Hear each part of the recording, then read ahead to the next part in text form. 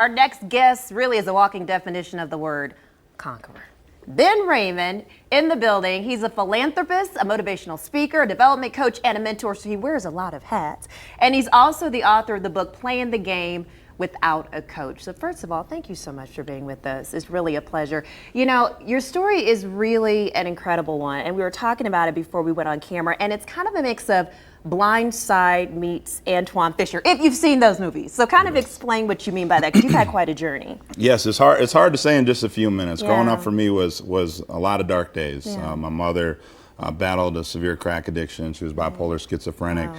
And she lost me at the age of 6 months to the state's foster care system. And from there, she had to go through the system for the next several years to get me back, and then she would lose me. So when I looked left for support from my mother, I didn't have it. My father, saw him for 5 minutes literally at the age of 7. Then I didn't see him again for 20 years. So no real stability for me, a lot of dark days, a lot of chaos. I almost felt like a prisoner in my own home. Sure, but from there, you were still able to triumph because you had a successful career as an athlete, right? And then obviously you've gone on to much more success because now, I mean, you're an entrepreneur, you're a philanthropist, you're an author, but you know, I think your passion really lies in trying to help those who have had a very similar background and struggles to what you've had.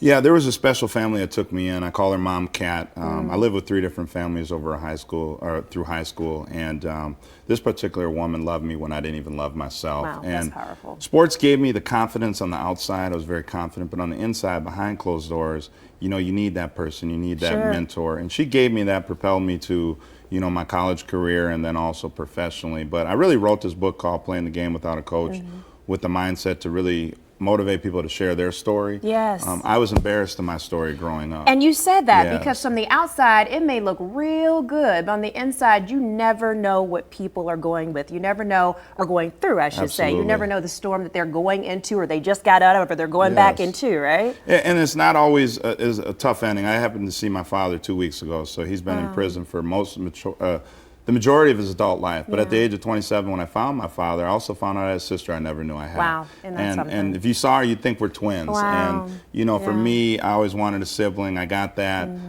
And really motivating, helping kids. You know, I think this book really can help a lot of families. I was talking with somebody last night, and he said, sharing my story, he reached out to his father. He hadn't talked to his father in 30 years. And those are the type of stories I'm sure that are really impactful to you, is that you're actually seeing the fruits of your labor and the fact that you're motivating people through your story. You know, it's humbling because, you know, the individual I was talking about, he found his father. The next day his father passed. And he had a conversation with his father, and he said it was because of you. That's hard to digest, and I think, you know, if I share my story, you share your story. There's so many people out there who are successful, who can be something great. They just have to just find it within themselves and just keep going. I think that's the biggest thing. Never let your history control your destiny. Well, listen, I wish we could spend more on this, and we will, because you're coming back, which is a good thing in Las Vegas. So he loves Las Vegas. He's coming back. Check out the book, Playing the Game Without a Coach. Definitely one that you don't want to miss. Get your hands on it. Really good stuff. Thank you, Ben. Thank you for having me.